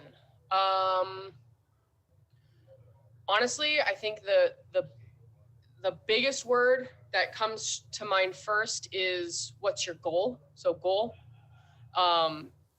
Are you searching for a sopping wet aromatic? Is that what you want to make? Are you searching for a nutty burley or a cocoa burley? Are you searching for an English, an American, or an Oriental? Can you taste and tell the difference between the three? I think whatever your goal is where you have to start. It's one thing to say I want to blend, and then from there I want to blend. You want to blend an aromatic or a non-aromatic? Okay, I want to blend a non-aromatic. Okay, so do we want to blend an English? Do you want to blend a Virginia, or do you want to blend a burley? Okay, I want to blend a burley. Okay, do you want nutty burleys, or do you want cocoa burleys, or do you want both?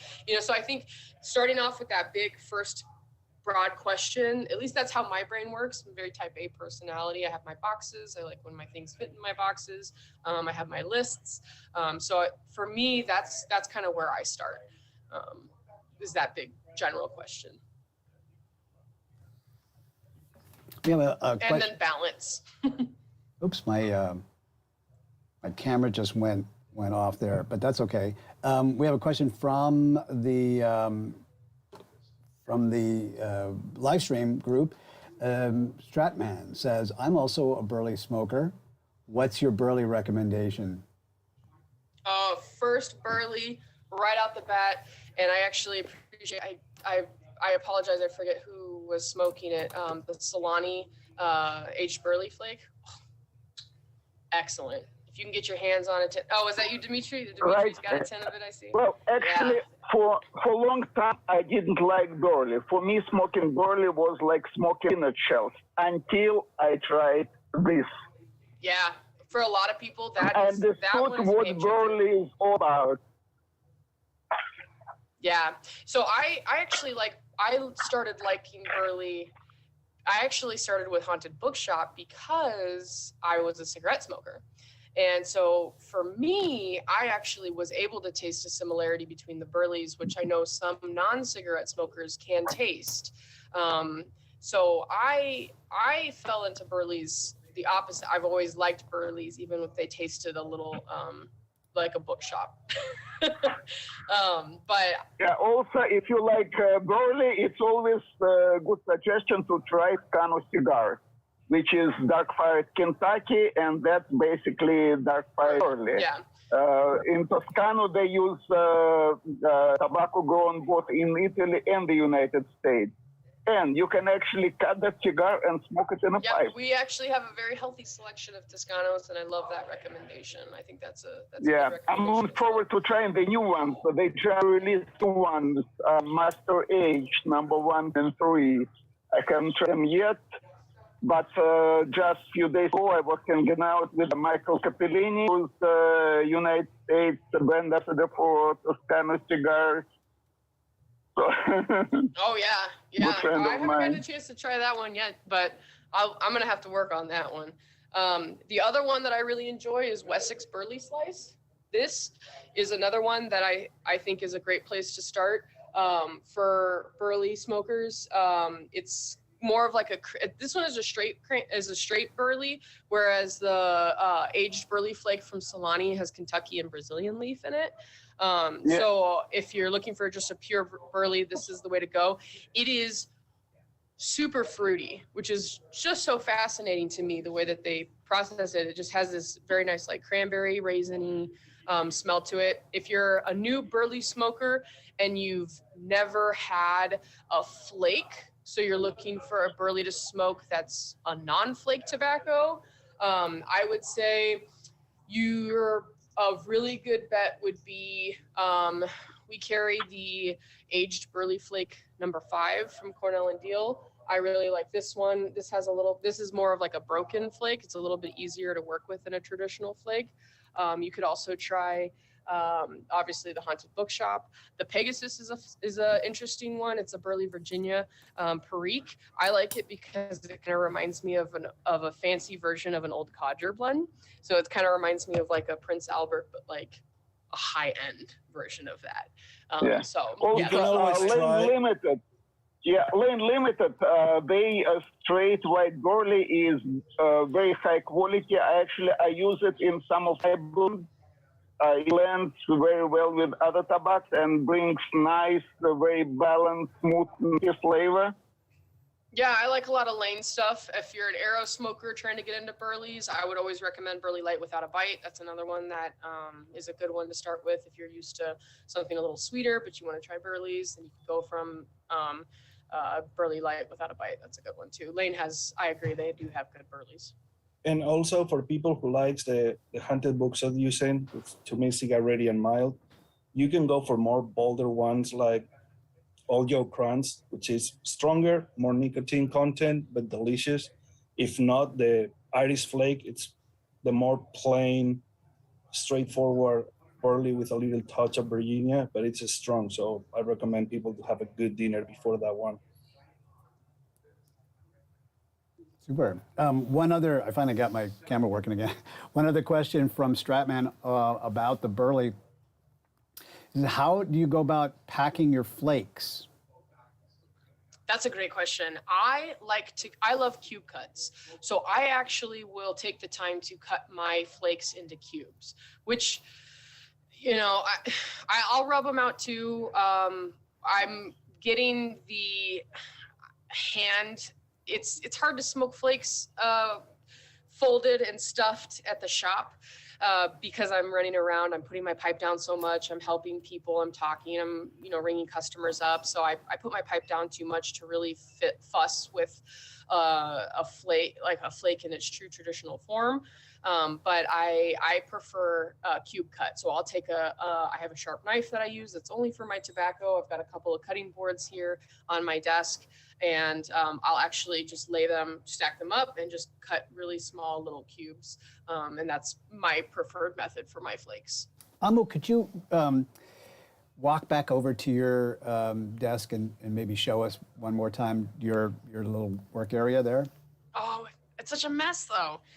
Sure. So I've got some of my shop pipes up here. Wait. I want to spend a moment here chuckling about that comment that it's a mess. Because guys, check this out. Show us your desk there. It is a mess. It feels like a mess. It feels like a mess because I don't know. I don't know. But I've got my soda crate jar with, these are my personal, you know, jars from home. It's actually, they're identical to the smeller jars. They're just larger, which is how we got the idea for the smeller jars. So I've got my personal blends, some of my personal pipes. Got my little library here, as well, of course, my shrine to Peterson. I've got my old Pete and my book here. And then my old jewelry case that I use for my restoration. This is actually really cool. This was a gift. This is called a Scotia. One of the Pipe Club members makes these. He was at the show. Mm-hmm. It's a pipe carrying case. And you can actually, the top folds over and it holds 4 pipes. It comes with these jars, cutting board. It's wonderful. So this is a new addition to my desk. And then right above, like I said, I've got some more personals, library. I just like antique tobacco memorabilia. So I've got some antique pipes. This is an old snuff jar. Here's some old Ready Rub, actually a gift from Todd Bellheimer. I've got, old antique lighters. I just have always been into kind of antique tobacco, anything memorabilia. And then of course I have my show pipes. So when people come in asking me what happens when they use a torch on their cigar, on their pipe, I like to show them this. And the hole, there it is. You can kind of see that hole right through there. So got some of those to show customers. So yeah, I got my antique radio for some music. So I like to keep it nice and fun around here. My goodness. The blue label is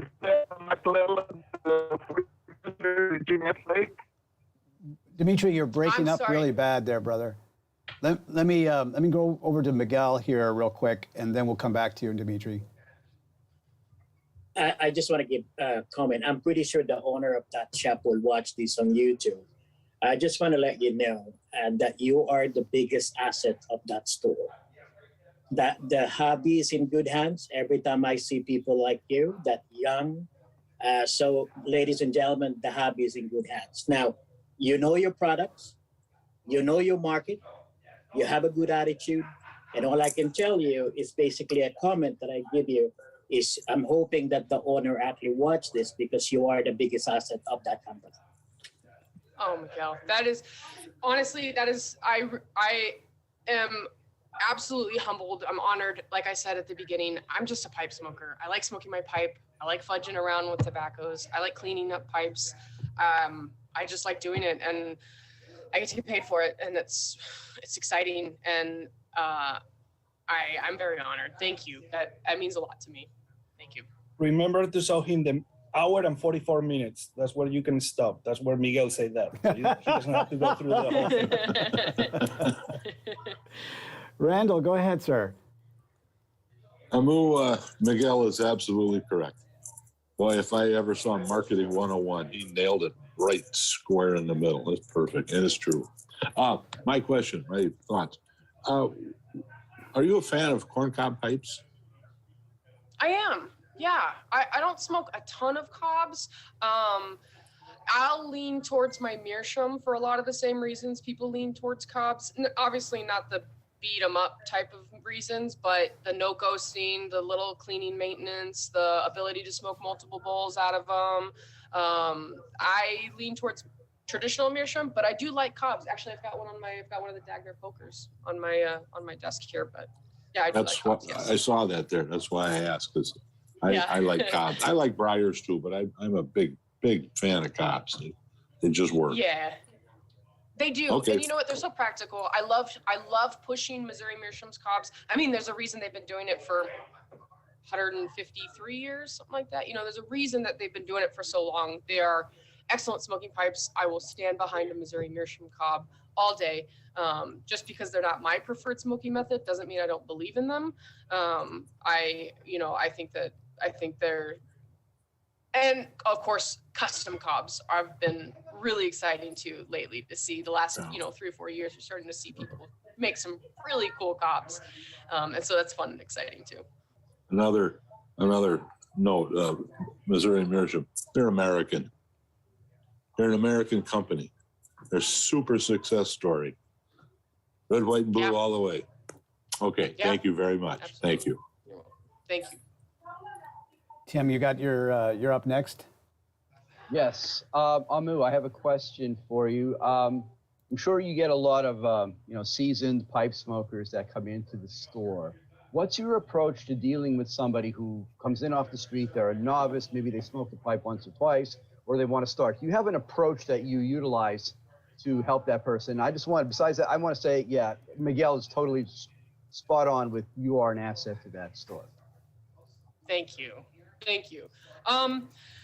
When I walked into Up Down Cigar for the first time, and it was not Phil, but I cannot remember the name of the gentleman who helped me, but I remember walking away and thinking, if I ever worked at a cigar lounge, I would want to be exactly like how he helped me, because he took 45 minutes to show me everything about the pipe, how to pack it, how to light it, how to smoke it, how to clean it. He was so detailed, and it was exactly how my brain worked.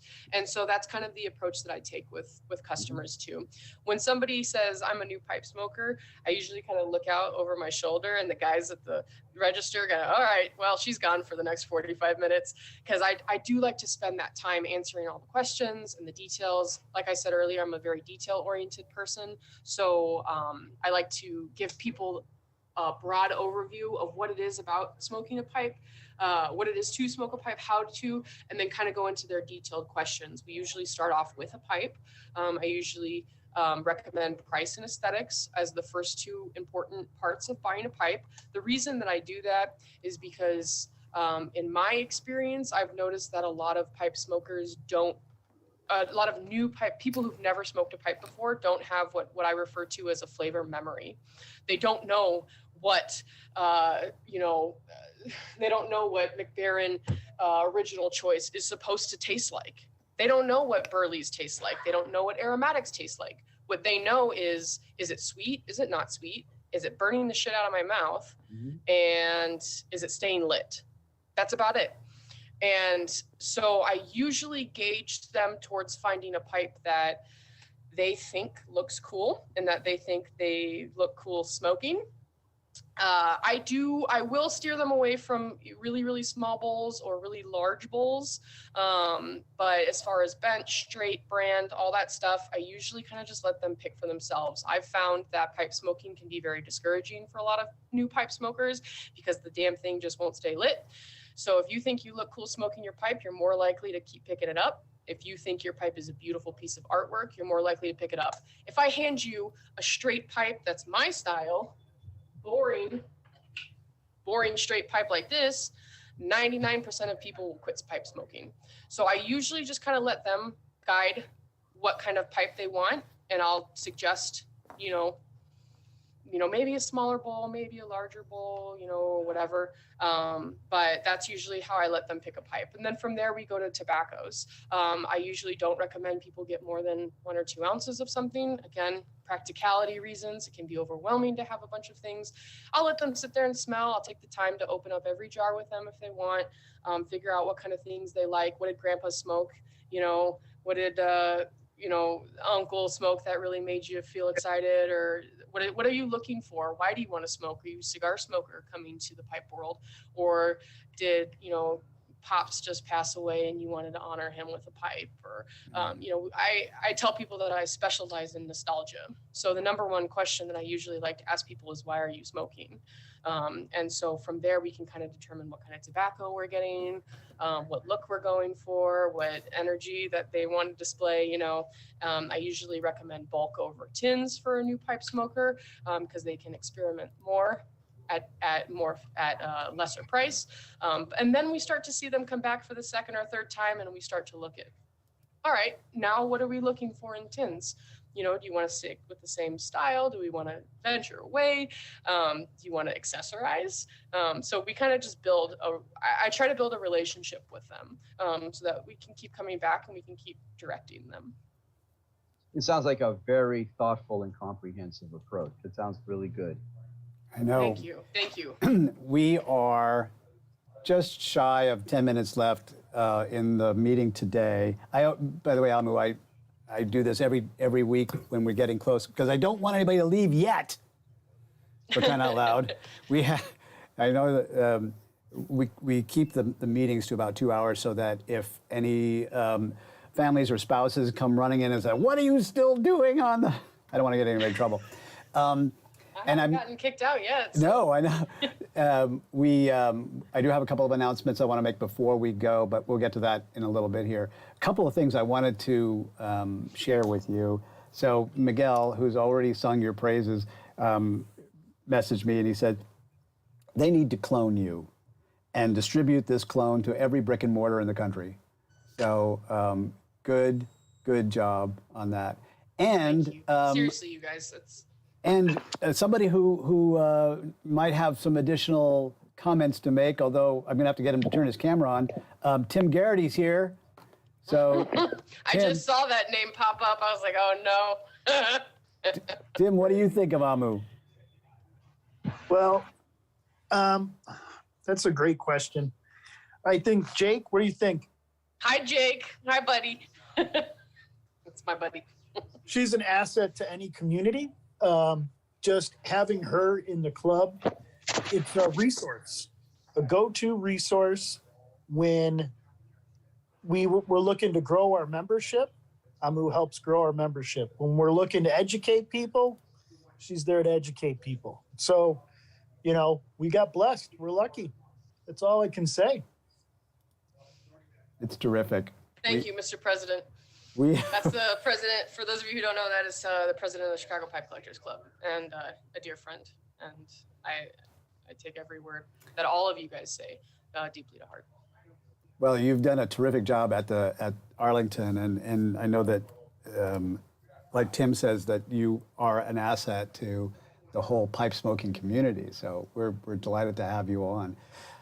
Because we're counting down towards the last few minutes, gentlemen, if you have any last-minute questions for Amu today, please toss your hand up. I see a lot of guys who have snuck in.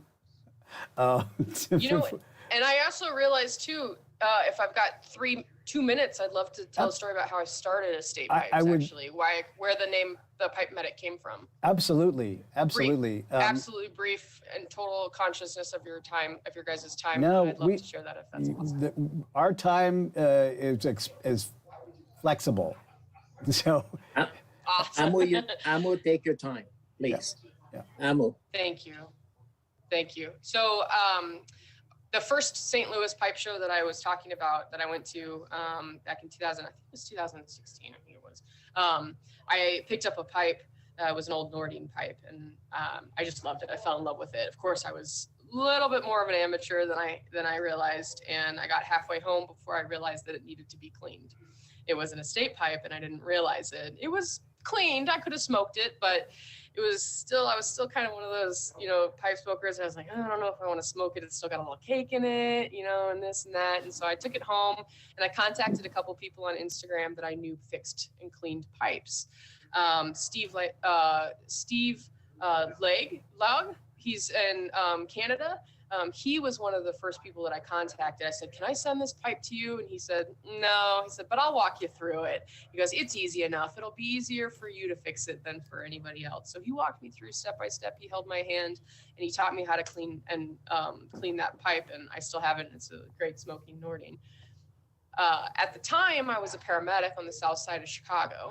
And so what I would do is I would actually take my estate pipes to work, and when we were slow, which wasn't always very often, but when we were a little bit slower, I would just kind of hang out in the ambulance and clean my pipes. And my partner in the ambulance, she used to laugh at me, and she would get really into pipes. And then her mom was a big estate pipe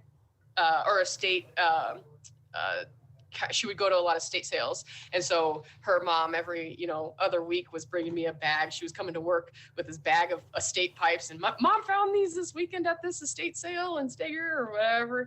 And so I just started cleaning them on the ambulance, and that's where the Pipe Medic comes from. I love it. It's awesome. That is awesome. Well, absolutely awesome. Well, Amu, I just have one final question for you. And that is, will you come back and share your passion and enthusiasm with us again?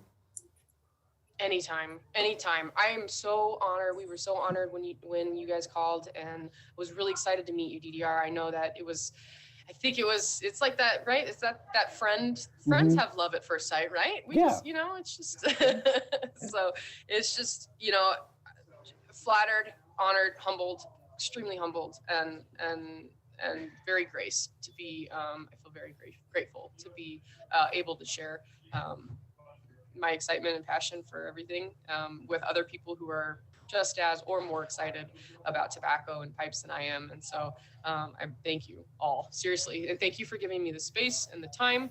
I try to make sure that you guys don't have to be here.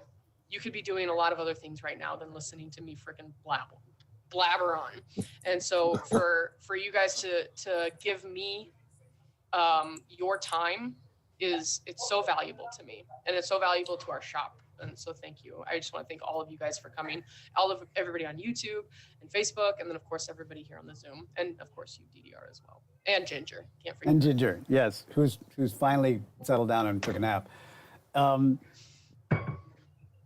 Well, I think, Amu, you've made a great impression on everybody. Just like, I think I mentioned this right at the beginning. So when I was at the Chicago Pipe Show, first day or so, I'm just wandering around and trying to see what all the tables were like. And I ran into Amu at some point in time. I don't think it was at your table yet. I think maybe it was in the smoking tent or something. I think we were in the smoking tent. Yeah. Yeah, and I just immediately, like she said, friend at first sight. It was like, oh, this is a great person, and easy to talk to, and loved your enthusiasm, and like, I'm not an expert by any stretch of the imagination in anything in the world, but certainly not pipes, and so I learn from everybody who comes on the show, and I was learning from you from moment one, and I just really love that. So I appreciate you. Thank you. Thank you. All right, we're gonna get on out of here. So you've heard it here, right, guys? That Amu will be back as our guest again. We're gonna hold you to that. Real quick. Yes, you let me know. Real quick, some of the other people who are coming on. Next weekend is Ron from Tennessee. From Tennessee. There we go. Oh, it's you, Ron. That Ron. Yes. Yeah. So Ron will be back next week talking about his business of making pipes. And then the weekend after that, we've got Tom Eltang.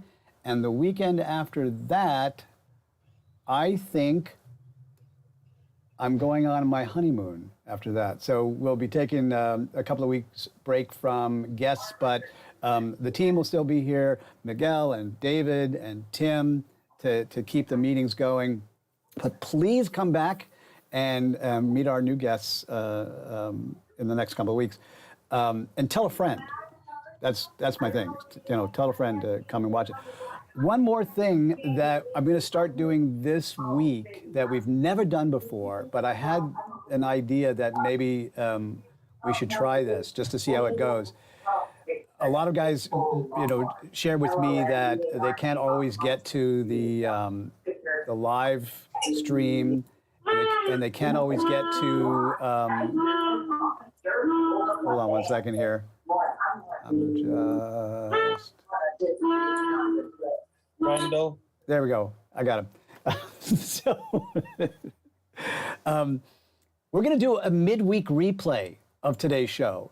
So if somebody was not on the show today and missed meeting Amu, and here is the coolest thing about doing replays and whatnot is that although you missed the live show and live commenting, you can keep the conversation going because you can make comments anytime. Like you can still comment on during the replay, and those comments will get to Amu, and we'll be able to follow up. And so come and watch the replay midweek and keep the conversation going. Anyway, Where can we watch that? We watch that on YouTube? Zoom? you'll be able to watch that both on YouTube and on Facebook. We'll just stream it right out the way we do this, and it'll be labeled. It's come watch the replay, and keep the fun going, man. All right, one last thing, as I do every week, and that is to remind everybody. So recently, right after the Chicago show, actually, I tested positive for COVID. Now, I am the one guy. I am obnoxiously healthy. Like I don't get sick hardly ever. And I've been multiply vaccinated and boosted and everything. Take plenty of caution as I can, and I still came down with COVID. So it is still out there. It is still something that can affect anybody at any time. And so we're totally not political on this show, on this club and everything, but I just want to plead with everybody to take care of themselves, like whatever that means. Like I'm not telling you what to do. If you want to get the vax, get the vax. If you want to just quarantine in the basement, quarantine, I don't care. But please take care of yourselves because we love you and we want you to come back and smoke some more stuff. That's what we want you to do. So that's all we got for this week. These are the fantastic people that were here today. Thank you, guys. Thank you, Amu. Thank you, guys. Thank you, Amu. Thank you, Amu. Thank you, Amu. You bet. Have a great week, everybody. We'll see you next time. Stay Have a gold. great weekend, everybody. Thank you. Have a great weekend. Bye.